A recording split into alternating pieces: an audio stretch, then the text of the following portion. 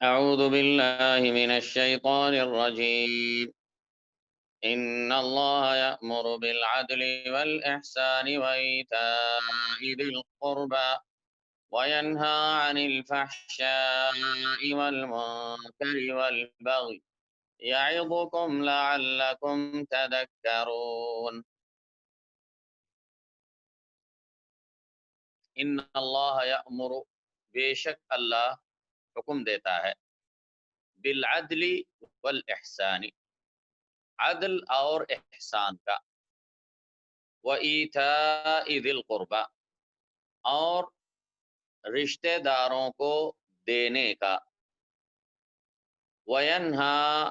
اور روکتا ہے، عَنِ الْفَحْشَاءِ، بے حیائی، وَالْمُنْكَرِ،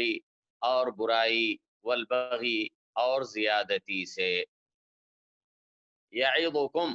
وہ تم کو وعظ و نصیحت کرتا ہے، لعلکم، شاید کہ تم، تذکرون، نصیحت حاصل کرو۔ یہ بڑی جامع آیت ہے۔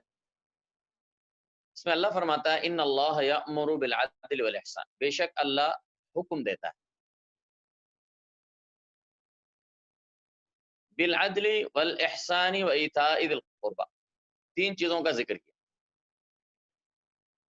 اللہ حکم دیتا ہے عدل کرنے کا اور احسان کرنے کا، اور ذو القربى یعنی رشتہ داروں کو دینے کا، نوازنے کا۔ عدل کہتے ہیں عدل اور انصاف کرنا، جس کا جو حق ہے اس کو پورا پورا حق صاحب حق کو ادا کر دینا، اور اس میں کچھ کمی نہ کرنا، یہ عدل اور انصاف، اور یہ واجب ہے۔ اگر آپ نے دوسروں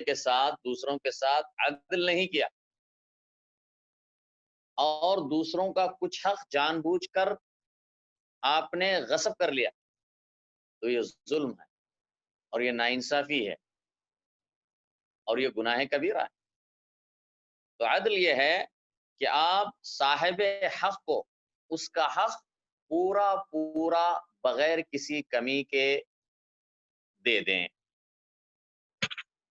والاحسان، اور احسان کا حکم دیتا ہے۔ احسان، اہل علم نے یہاں پر فرمایا کہ احسان کے کئی معنی آتے ہیں،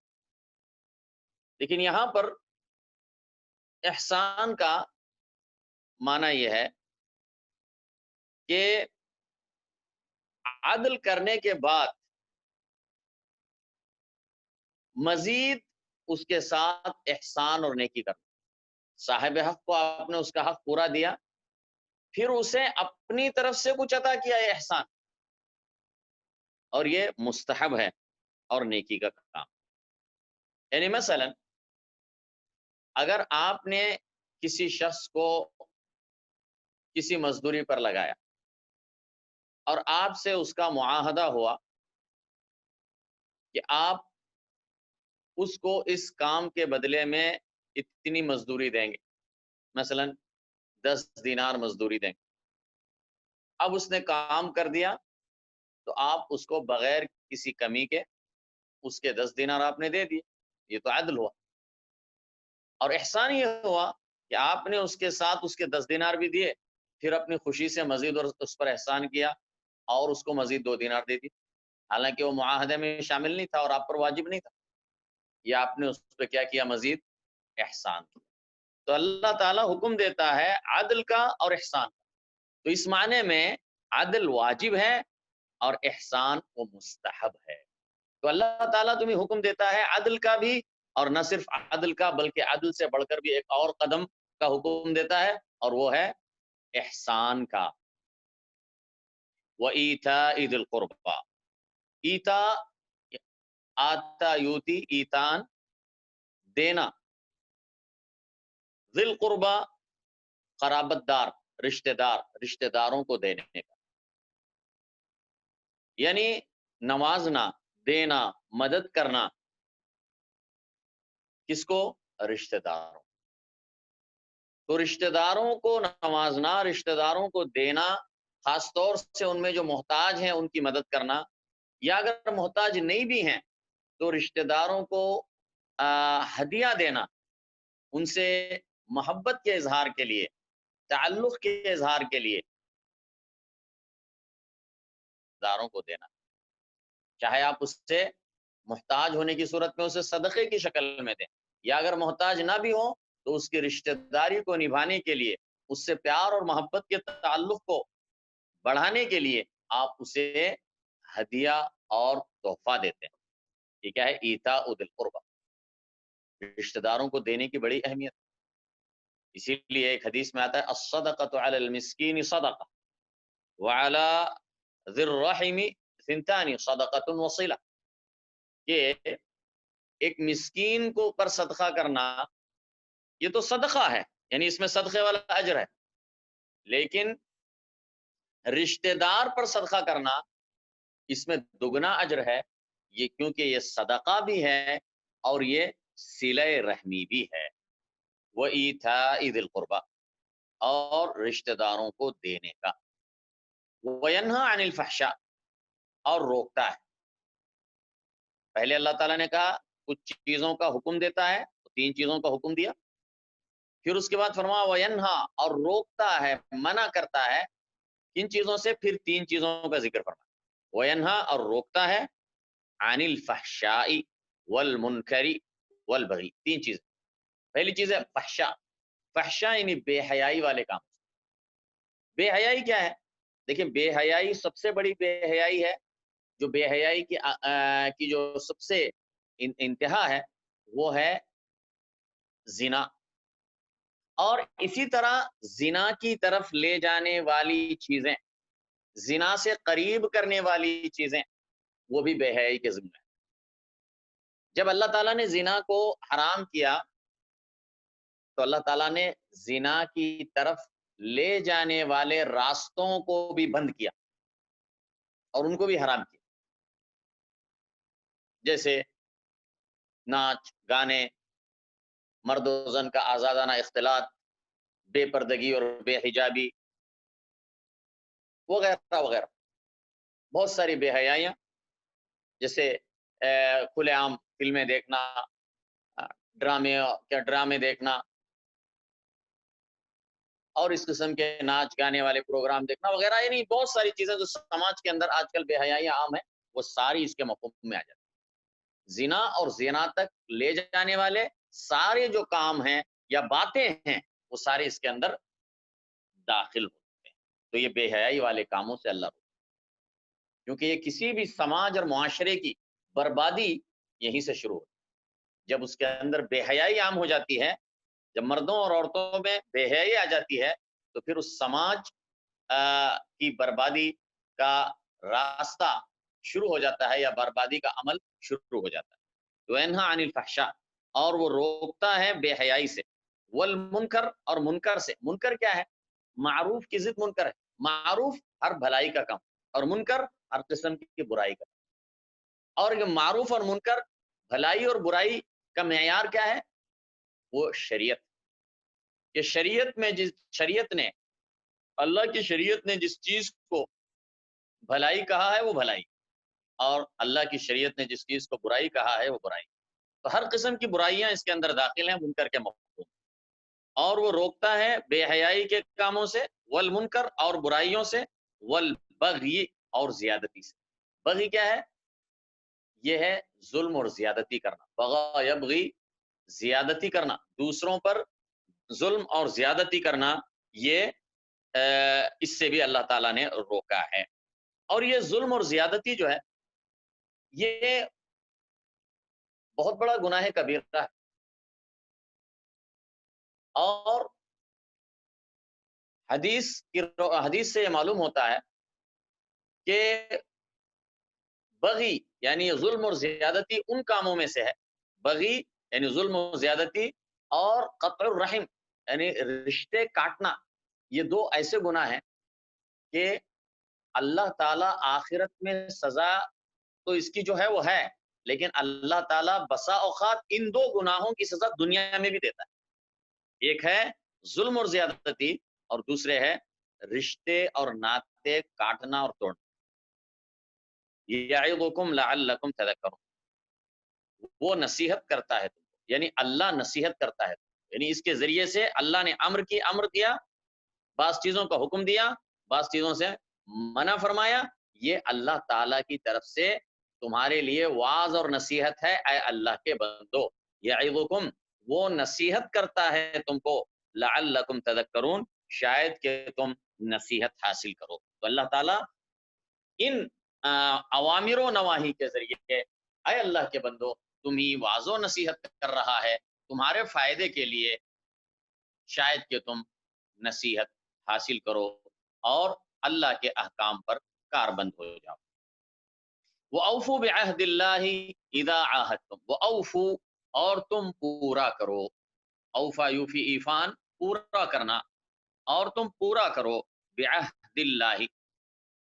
اللہ کے عہد کو، اللہ سے کیے ہوئے عہد اور معاہدے کو، اذا عاہدتم، جب بھی تم کوئی معاہدہ کرو، جب بھی تم کوئی وعدہ کرو، اللہ سے کیے عہد کو، وعدے کو پورا کرو جب تم معاہدہ کرو یا وعدہ کرو. ولا تنقضوا الایمان، اور تم نہ توڑو الایمان، قسموں کو، بعد توکیدها، ان کو مضبوط کرنے کے بعد، وقد جعلتم اللہ علیکم کفیلا، حالانکہ یقیناً تم نے بنایا تھا اللہ کو اپنے اوپر کفیل، ضامن. ان اللہ یعلم ما تفعلون، بے شک اللہ جانتا ہے جو تم کرتے ہو. وَأَوْفُوا بِعَهْدِ اللَّهِ إِذَا عَاهَدتُّم، اللہ تعالیٰ کے عہد کو پورا کرو جب تم عہد کرو. اور اس سے مراد وہ عہد اور وعدے ہیں، معاہدات ہیں، وہ ایگریمنٹس ہیں جو انسان دوسرے انسان سے کے ساتھ کرتا ہے. جب آپ دوسرے سے کوئی ایگریمنٹ کرتے ہیں، معاہدہ کرتے ہیں، اور خاص طور پہ جب اللہ تعالیٰ کو اس پر گواہ بناتے ہیں، تو پھر اللہ سے کیے ہوئے عہد کو پورا کرو. تو یہ عہد اور معاہدے کیا ہیں؟ یہ جب انسان اور انسان کے درمیان ہوتے ہیں تو چونکہ اس میں اللہ سبحانہ و تعالیٰ وہ گواہ بنایا جاتا ہے، تو اس کے لیے گویا یہ اللہ سے کیے ہوئے عہد ہوتے ہیں، اللہ سے کیے ہوئے وعدے ہوتے ہیں، اور ان کا پورا کرنا واجب ہوتا ہے. وَأَوْفُوا بِعَهْدِ اللَّهِ إِذَا عَاهَدتُّمْ، اور تم پورا کرو اللہ سے کیے ہوئے وعدے کو، اذا عاہدتم، جب بھی تم وعدہ کرو یا عہد کرو. وَلَا تَنقُضُوا الْأَيْمَانَ بَعْدَ تَوْكِيدِهَا، اور تم نہ توڑو، نقض ينقض نقضا، توڑنا، اور تم نہ توڑو الایمان، یمین کی جمع ہے، یمین کہتے ہیں قسم، اور تم نہ توڑو قسموں کو، بعد توکیدها، ان کو مضبوط کرنے کے بعد. قسموں کو توڑنا یہ ہے کہ مثلا اگر معاہدہ کیا اور معاہدے میں اللہ تعالیٰ کی قسم کھائی یا اللہ تعالیٰ کو ضامن بنایا، پھر اس کے بعد ان کا معاہدہ توڑنا اور اللہ کی قسم کو توڑنا، یہ گناہ کبیرہ ہے. اور اسی لیے اللہ تعالیٰ نے اس سے روکا اور فرمایا ولا تنقضوا الایمان بعد توکیدها، اور تم نہ توڑو قسموں کو ان کو مضبوط کرنے کے بعد. وقد جعلتم اللہ علیکم کفیلا، حالانکہ تم نے بنایا تھا اللہ کو اپنے اوپر کفیلن، کفیل یعنی ضامن بنایا تھا. یعنی جب اللہ کی قسم کھاتا ہے بندہ، قسم کھا کر معاہدہ کرتا ہے، تو گویا اس نے اللہ تعالیٰ کو اس معاہدے میں کفیل اور ضامن بنایا. تو اللہ تعالیٰ کی قسم کھا کر اور اللہ تعالیٰ کو معاہدے پر گواہ اور ضامن اور کفیل مقرر کر کے پھر تم بعد میں معاہدے کو توڑتے ہو، تو یہ عمل انتہائی گناہ والا عمل، نامناسب عمل، اور انتہائی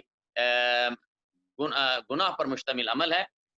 جو کسی طرح بھی تمہارے لیے مناسب نہیں ہے. ان اللہ یعلم ما تفعلون، بے شک اللہ جانتا ہے ما تفعلون، جو بھی تم کرتے ہو.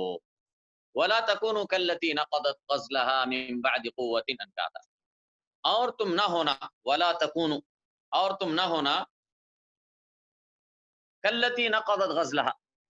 اور تم سب نہ ہونا، کالتی نقضت، کالتی اس عورت کی طرح، نقضت غزلها، جس نے توڑ ڈالا، نقض ينقض، وہی لفظ ہے جو یہاں پر آیا تھا ولا تنقضوا، اور تم نہ توڑو قسموں کو، تو یہاں پر بھی نقضت یہ ماضی کا صیغہ ہے، ولا تکونوا کاللتی نقضت، اور تم نہ ہونا اس عورت کی طرح، نقضت جس نے توڑ ڈالا یا پھاڑ ڈالا، غزلها اپنا سوت، من بعد قوت مضبوطی سے کاٹنے کے بعد، مضبوط کرنے کے بعد، انکاثن ٹکڑے ٹکڑے کر کے. تو مفسرین بیان کرتے ہیں کہ مکے میں ایک عورت تھی، دیوانی عورت تھی، تو وہ دن بھر جو ہے دھاگے سے کپڑا یعنی سوتتی تھی، بناتی تھی، پھر شام کو دھاگے دھاگے پورے الگ کر دیتی. تو ولا تکونوا کاللتی، تم اس کی طرح نہ ہونا، اس عورت کی طرح نہ ہونا جو بار بار کپڑے کو دھاگے کو ملا کر کپڑا بناتی ہے، دھاگے سے دھاگے کو ملا کے،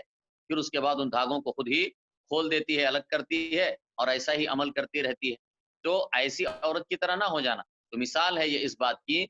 کہ اللہ کی قسم کھا کر معاہدے کر کے پھر اس کے بعد مکر جانا، اور عہد اور معاہدے کی پابندی نہ کرنا، اور قسموں کو توڑ دینا، اور معاہدوں کو پورا نہ کرنا، یہ عمل اس عورت کے عمل کی طرح ہے جو اپنا سوت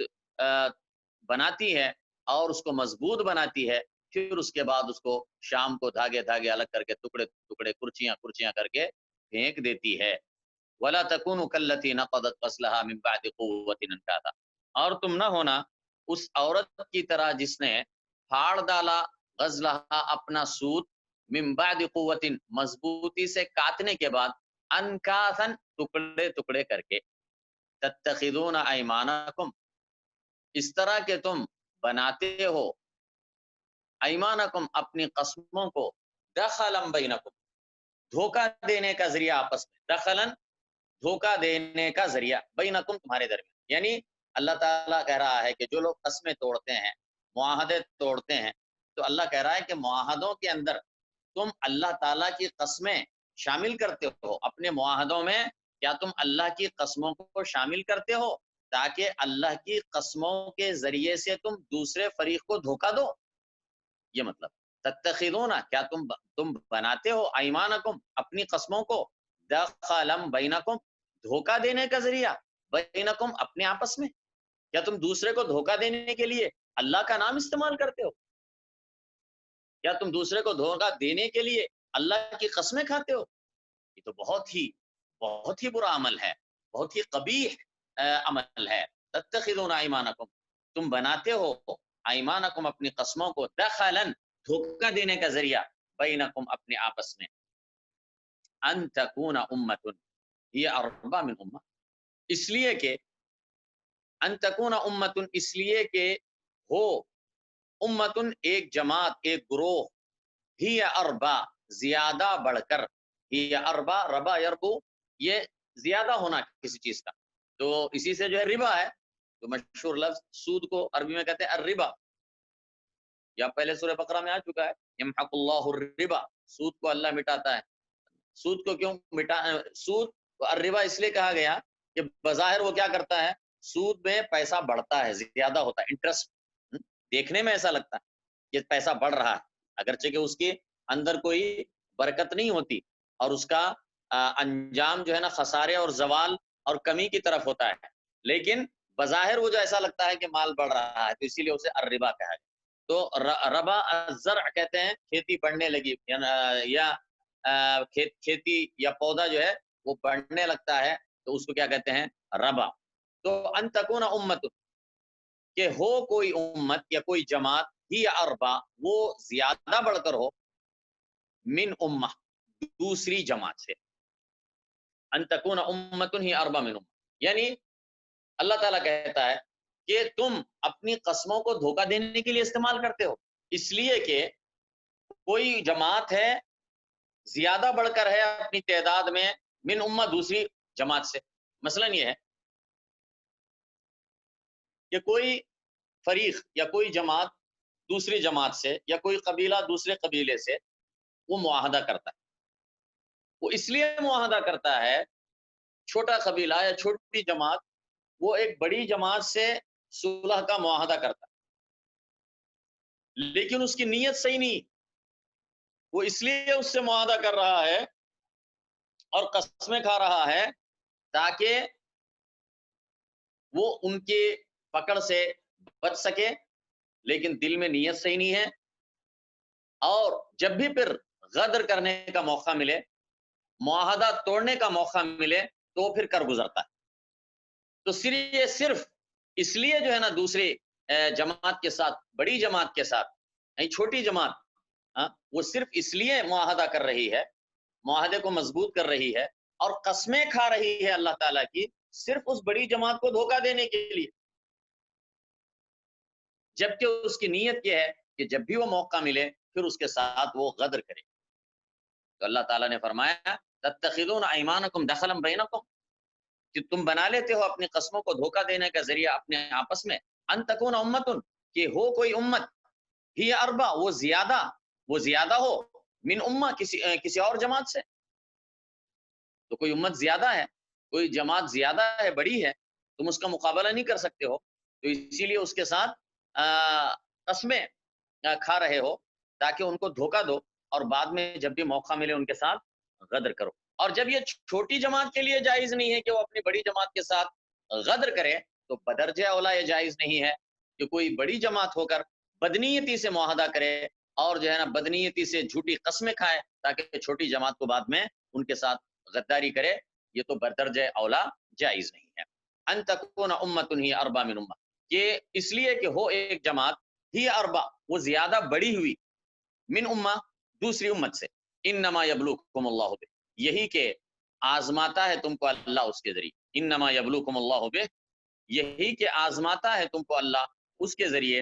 وَلَيُبَيِّنَنَّ لَكُمْ، اور البتہ ضرور وہ بیان کرے گا تمہارے لیے، یوم القیامت، قیامت کے دن، ما کنتم فیہ تختلفون، وہ بات جس میں تم اختلاف کرتے تھے۔ وَلَوْ شَاءَ اللَّهُ لَجَعَلَكُمْ أُمَّةً وَاحِدَةً، اور اگر اللہ چاہتا، لجعلکم، اور اگر چاہتا اللہ، لجعلکم، تو ضرور بنا دیتا تم کو، امتا واحدہ، ایک ہی امت، ولیکن، اور لیکن، یضل، وہ گمراہ کرتا ہے، من یشاء، جس کو وہ چاہتا ہے، ویہدی، اور ہدایت دیتا ہے، من یشاء، جس کو وہ چاہتا ہے۔ تو یہ اللہ تعالیٰ کی حکمت ہے جو اللہ تعالیٰ نے قرآن میں جگہ جگہ بیان فرمائی ہے، کہ اللہ تعالیٰ نے جو دنیا کے اندر لوگوں کو آزادی اور اختیار دیا ہے، حق اور باطل کے درمیان کوئی بھی راستہ اختیار کرنے کی انہیں آزادی دی ہے، تو یہ اس وجہ سے ہے کہ اللہ تعالیٰ کی حکمت کا تقاضا ہے، اور اللہ تعالیٰ نے بندوں کو آزمانے کے لیے اس دنیا میں آزادی دی ہے اور یہ اختیار دیا ہے، اور اگر اللہ چاہتا تو سب کو ایک امت بنا سکتا تھا۔ وَلَتُسْأَلُنَّ عَمَّا كُنتُمْ تَعْمَلُونَ، اور البتہ ضرور تم پوچھے جاؤ گے، تم سب سے سوال ہوگا، عما کنتم تعملون، اس کے بارے میں جو تم عمل کرتے تھے۔ یعنی اللہ تعالیٰ نے، اللہ اگر چاہتا تو تم سب کو ایک امت بنا دیتا، لیکن اللہ نے ایسا نہیں چاہا۔ اللہ نے یہ چاہا کہ تم کو جو ہے نا یہاں پر دنیا کے اندر آزادی دی جائے، اختیار دیا جائے، اور تمہارے سامنے انبیاء کے ذریعے سے، کتابوں کے ذریعے سے حق اور باطل کو واضح کر دیا جائے، پھر اس کے بعد دیکھا جائے کہ کس کا عمل کیسا ہے، اور پھر جو ہے نا قیامت کے دن تمہارے اعمال کے بارے میں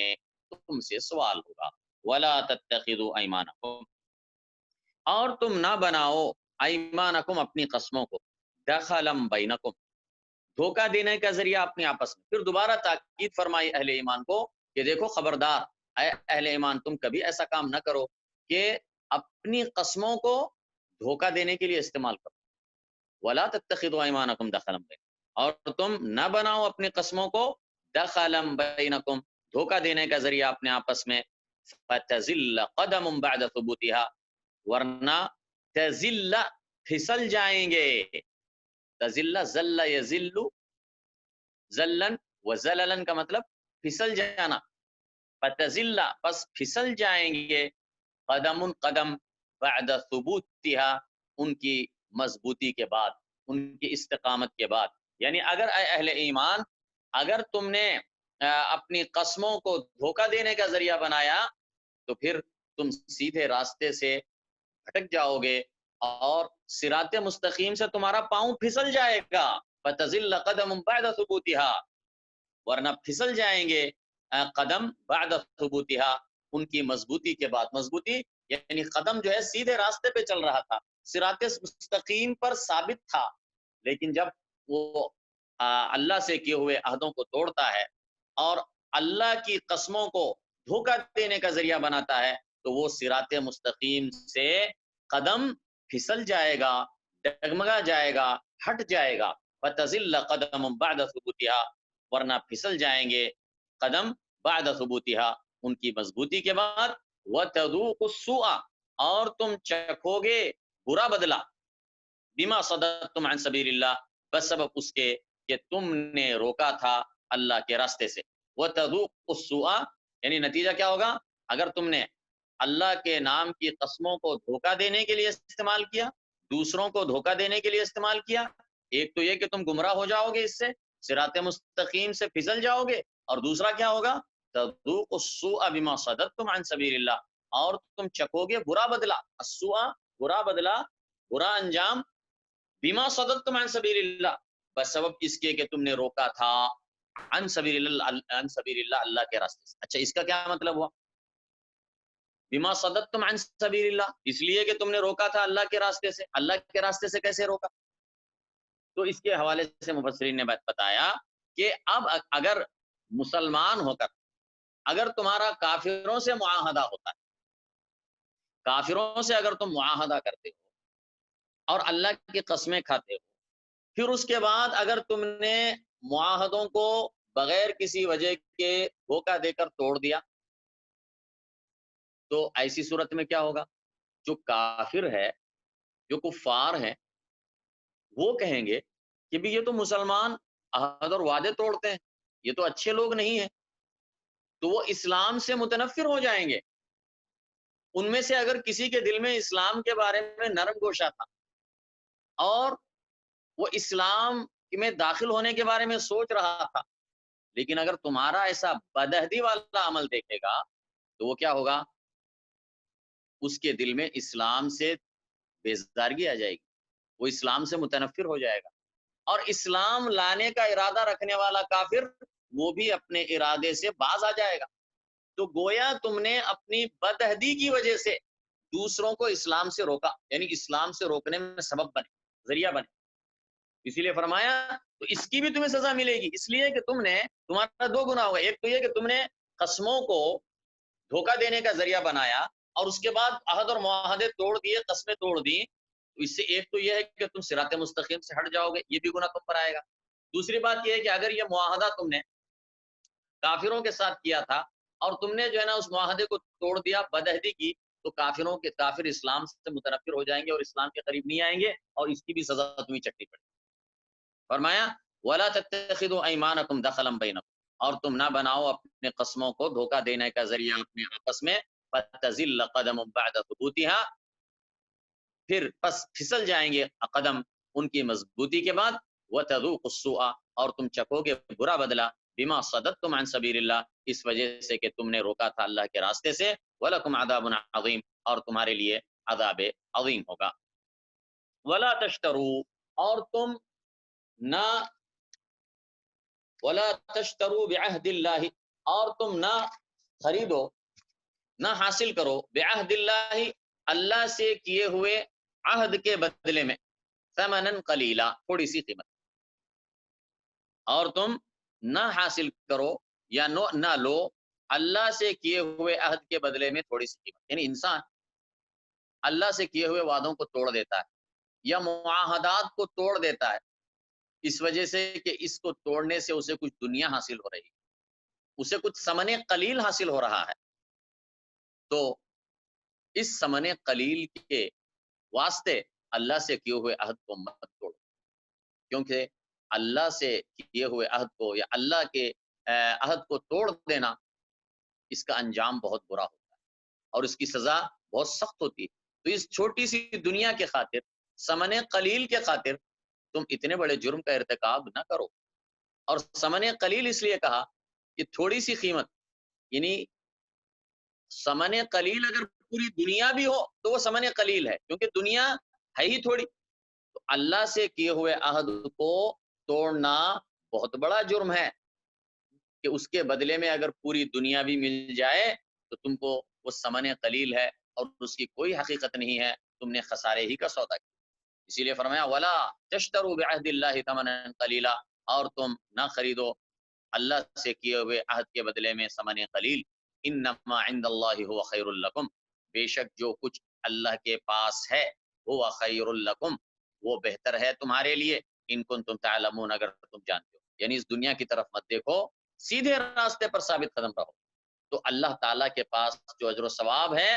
وہ بہت زیادہ ہے اگر تم واقعی میں جاننے والے۔ ما عندکم ینفد، ما عندکم جو کچھ تمہارے پاس ہے، ینفد وہ ختم ہو جائے گا، نفد ینفد ختم ہو جانا، فنا ہو جانا،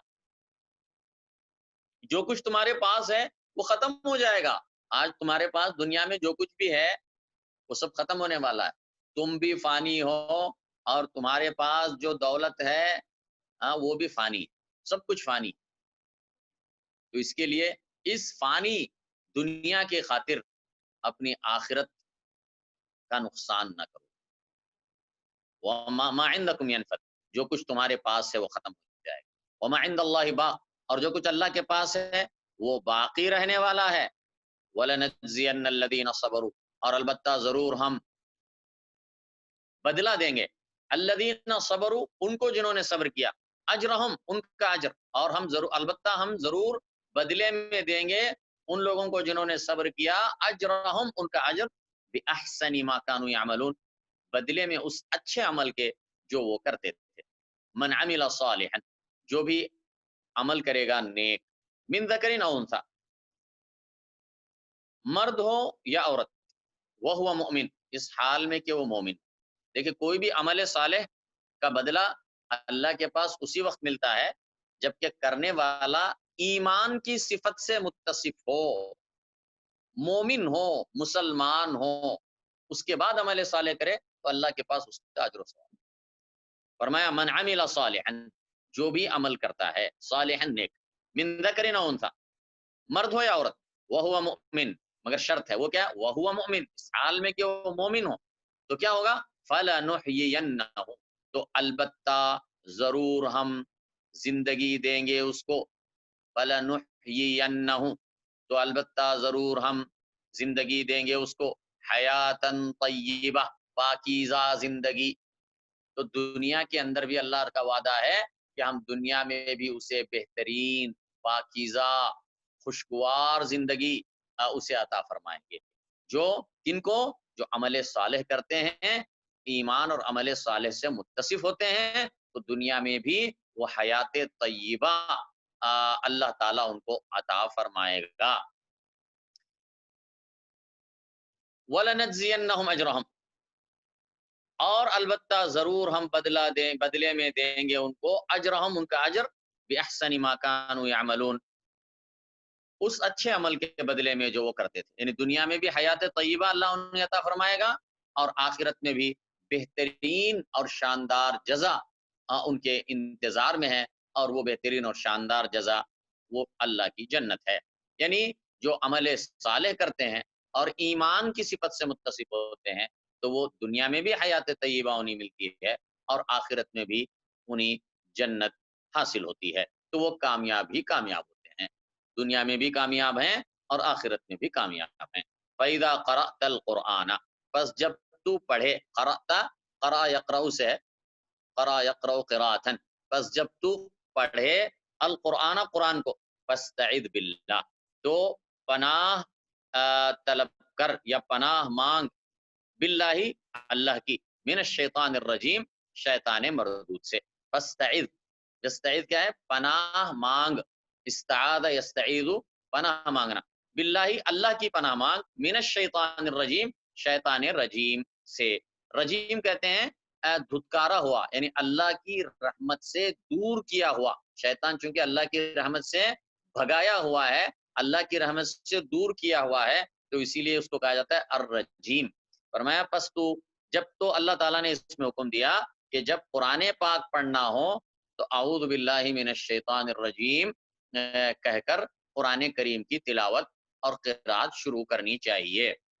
فَإِذَا قَرَأْتَ الْقُرْآنَ، بس جب تو پڑھے قرآن فاستعذ باللہ تو تو پناہ مانگ اللہ کی من الشیطان الرجیم شیطان رجیم سے. انہو لیس لہ سلطان بے شک وہ لیس لہ سلطان نہیں ہے اس کا سلطان کوئی زور. سلطان کہتے ہیں زور طاقت. بس بے شک اس کا نہیں ہے کوئی زور علی الذین آمنوا ان لوگوں پر جنہوں نے ایمان لایا وعلی ربہم یتوکلون اور جو اپنے رب ہی پر بھروسہ کرتے ہیں. تو اللہ تعالیٰ نے بتایا کہ جب قرآن پڑھنا ہو تو اللہ تعالیٰ کی پناہ طلب کرو شیطان رجیم سے. اعوذ باللہ من الشیطان الرجیم کہہ کے قرآن پڑھنا شروع کرو. پھر اللہ تعالیٰ نے بتایا کہ اہل ایمان کو شیطان سے ڈرنے کی ضرورت نہیں ہے کیونکہ شیطان کا کوئی زور کوئی بس کوئی سلطان اس کا اہل ایمان پر نہیں ہے. اور جو اہل ایمان پر جو ایمان والے ہیں اور جو توکل کرتے ہیں اپنے رب پر, یہ دو صفات کا اللہ نے بیان, ایمان اور توکل. جو اللہ پر ایمان رکھتے ہیں اور اللہ ہی پر بھروسہ کرتے ہیں ایسے لوگوں پر شیطان کا ابلیس کا کوئی زور نہیں چل سکتا. انما سلطانہ پھر شیطان کا زور چلتا کس پر ہے؟ انما سلطانہ یہی کہ اس کا زور سلطانہ اس کا زور علی الذین یتولونہ انہی پر ہوتا ہے جو دوستی کرتے ہیں اس سے. یتولونہ تولا یتولا سے یہاں پر مراد ہے ولی بنانا یعنی دوست بنانا. یعنی شیطان کا زور انہی پر چلتا ہے جو اس کو دوست بناتے ہیں. جو شیطان کو دوست بناتے ہیں وہ ان کے شیطان کے دوست ہوتے ہیں اور شیطان ان کا دوست ہوتا ہے. اور شیطان جس کا دوست ہوتا ہے تو شیطان اس کا فائدہ نہیں کرتا بلکہ شیطان اس کا نقصان کرتا ہے. اور شیطان کسی کو دوست بناتا ہے اس لیے دوست بناتا ہے تاکہ ان کو بھی اپنے ساتھ جہنم میں لے جائے. انما سلطانہ علی الذین یتولون یہی کہ اس کا زور انہی پر ہوتا ہے جو اس کو دوست بناتے ہیں. والذین هم بہ مشرکون اور وہ لوگ جو اس کے ساتھ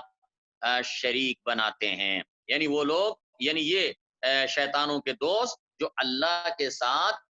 شیطان کو شریک ٹھہراتے ہیں شرک کرتے ہیں. اور دیکھو مشرکین چاہے جس کی بھی اللہ کے سوا جس کی بھی پوجا اللہ کے سوا جس کی بھی پوجا کریں چاہے جو بھی نام ہو جس کو وہ پوجتے ہیں تو وہ حقیقت میں شیطان کو پوجتے ہیں کیونکہ شیطان نے انہیں اس کا حکم دیا. اور جس چیز کو وہ جس بت کو جس چیز کو وہ پوجتے ہیں شیطان وہاں پر حاضر ہوتا ہے اور یہ سمجھ کر بڑا پھولتا ہے اور خوش ہوتا ہے کہ لوگ اس کی پوجا کر رہے ہیں. وَإِذَا بَدَّلْنَا آیَةً مَّکَانَ آیَةٍ وَإِذَا بَدَّلْنَا اور جب ہم بدل کر دیتے ہیں. وَإِذَا بَدَّلْنَا اور جب ہم بدل کر دیتے ہیں آیتن کوئی آیت مکان آیا کسی آیت کی جگہ پر کسی آیت کی جگہ. یعنی یہ اس میں یہ ہے کہ نسخ شریعت کے اندر نسخ برحق ہے. نسخ کا مطلب کیا ہے؟ جیسے سورہ بقرہ میں آیا ما ننسخ من آیت او ننسها نأتی بخیر منها او مثلها کہ جب بھی ہم کوئی ما ننسخ من آیت کوئی آیت منسوخ کرتے ہیں یا بھلا دیتے ہیں تو نأتی بخیر منها او مثلها تو ہم اس سے بہتر لے آتے ہیں یا اسی کے معنی. تو یہ نسخ ہے. اللہ تعالیٰ کوئی حکم دیتا ہے پھر اس کے بعد اپنی مرضی سے اللہ تعالیٰ اس کو منسوخ کر دیتا ہے کوئی نیا حکم لے کر آتا ہے. تو یہ نسخ موجود ہے اور برحق ہے کیونکہ اللہ تعالیٰ کی مرضی ہے تو وہ کوئی حکم دیتا ہے پھر اس کے بعد کوئی نیا حکم لاتا ہے. لیکن یہ اس وقت تک ہوتا ہے جب تک نبی اور رسول موجود ہے وہی کا سلسلہ جاری ہے. جب وہی کا سلسلہ ختم ہو گیا تو اس کے بعد سے جو احکام موجود ہیں ان میں قیامت تک کوئی رد و بدل نہیں ہو سکتا. تو نسخ موجود ہے تو اللہ تعالیٰ اسی حوالے سے کہہ رہا ہے وَإِذَا بَدَّلْنَا آیَةً مَّکَانَ آیَةٍ اور جب ہم بدل کر لاتے ہیں کوئی آیت کسی دوسری آیت کے بدلے واللہ اعلم بما ينزل اور اللہ بہتر جانتا ہے بما ينزل اس کو جسے وہ نازل کرتا ہے. یعنی یہ جو بھی ہوتا ہے یہ اللہ کے حکم سے ہوتا ہے اللہ کے علم سے ہوتا ہے اور اللہ تعالیٰ ہی وہ کوئی آیت کو پہلے لاتا ہے پھر اسے منسوخ کر کے کوئی نیا ناسخ حکم لاتا ہے نئی آیت لاتا ہے اور یہ اللہ کے علم اور اللہ کے علم سے ہوتا ہے اور اللہ کی مشیت سے ہوتا ہے اور اللہ کے ارادے سے ہوتا ہے. وَإِذَا بَدَّلْنَا آیَةً مَّکَانَ آیَةٍ اور جب ہم بدل کر لاتے ہیں کوئی آیت کسی آیت کی جگہ واللہ اعلم بما ينزل اور اللہ بہتر جانتا ہے اس کو جس سے وہ اتارتا ہے. قالوا تو وہ کہتے ہیں لیکن جب یہ اللہ تعالیٰ کوئی آیت کو منسوخ کرتا ہے، کوئی حکم کو منسوخ کرتا ہے، تو اس وقت اللہ کے نبی صلی اللہ علیہ وسلم کے زمانے میں یہود یا اسی طرح مشرکین وہ اس پر اعتراض کرتے تھے اور کہتے تھے کہ یہ کیسی بات ہوئی کہ جو ہے نا اللہ تعالیٰ نے، تم کہتے ہو اللہ کا حکم پہلے یہ تھا، پھر اس کے بعد وہ حکم منسوخ ہو گیا اور یہ نیا حکم ہے، تو یہ اس کا مطلب یہ ہے کہ یہ اللہ تعالیٰ کی طرف سے اگر ہے تو یہ دو حکم کیسے ہوئے؟ پہلے ایک حکم تھا، بعد میں وہ منسوخ ہو گیا اور دوسرا حکم آ گیا، ایسا کیسا ہو سکتا؟ تو اس کا مطلب یہ ہے کہ وہ آخر میں یہ کہتے تھے، اس پہ نسخ پر اعتراض کر کے، نسخ پر اعتراض کرتے ہوئے وہ یہ الزام لگاتے تھے، تہمت لگاتے تھے اللہ کے نبی صلی اللہ علیہ وسلم کے اوپر کہ تو اپنی طرف سے یہ سب کچھ گھڑتا ہے۔ تو انہوں نے کہا واللہ اعلم بما ينزل، اور اللہ بہتر جانتا ہے جس کو وہ اتارتا ہے۔ قالوا، تو وہ کہتے ہیں انما انت مفتر، بے شک تو البتہ جھوٹ گھڑنے والا ہے۔ تو مشرکین نسخ پر اعتراض کر کے اللہ کے نبی صلی اللہ علیہ وسلم پر یہ تہمت لگاتے تھے کہ انما انت مفتر، کہ یہی کہ تو جھوٹ گھڑنے والا ہے۔ مفتر افطرا یفتری سے ہے، مفتر افطرا جھوٹ گھڑنے والا، بل اکثرهم لا يعلمون، بلکہ ان میں سے اکثر نہیں جانتے۔ تو اللہ نے کہا کہ ان میں سے اکثر اعتراض کرتے ہیں لیکن وہ نص کی حقیقت کو نہیں جانتے، نص کی حقیقت کو نہیں جانتے، اور نص کے اندر جو اللہ کی حکمتیں ہیں ان حکمتوں کو وہ نہیں جانتے، اس کے لیے وہ اس پر اعتراض کرتے ہیں۔ ورنہ اللہ تعالیٰ وہ حکیم ہے، اور اس کی صفات میں سے ایک صفت حکمت ہے، اور اس کے ناموں میں سے ایک نام حکیم ہے، تو وہ جو بھی کرتا ہے وہ حکمت کے تحت کرتا ہے۔ اور جب اس نے پہلی مرتبہ حکم دیا تو وہ بھی حکمت کے تحت تھا، جب بعد میں اس نے پرانے حکم کو منسوخ کر کے نیا حکم لایا تو اس میں بھی حکمتیں ہوتی ہیں۔ تو بل اکثرهم لا يعلمون، لیکن مشرکین اور کفار یہ اعتراض کرنے والے اس سے غافل ہیں، ان حکمتوں سے غافل ہیں، اللہ کی جو ہے شان کو نہیں جانتے ہیں۔ بل اکثرهم لا يعلمون، بلکہ ان میں سے اکثر نہیں جانتے ہیں۔ قل نزله روح القدس من ربك بالحق، کہہ دے اتارا ہے اس کو روح القدس، روح القدس نے یعنی جبریل نے، روح القدس جبریل کا نام، کہا بے شک کہہ دے کہ اتارا ہے اس کو تو روح القدس نے من ربک، تیرے رب کی طرف سے، بالحق، حق کے ساتھ، لیثبت الذین آمنوا، تاکہ وہ ثابت قدم رکھے مومنوں کو، وہ ہدا، یعنی یہ جو حکم ہے، جو پہلا حکم ہے جو منسوخ ہوا، یا بعد میں آنے والا حکم جو ناسخ ہے، پہلی والی آیت جو منسوخ ہوئی یا بعد میں آنے والی آیت جو ناسخ ہے، یہ سب اللہ ہی کی طرف سے ہے،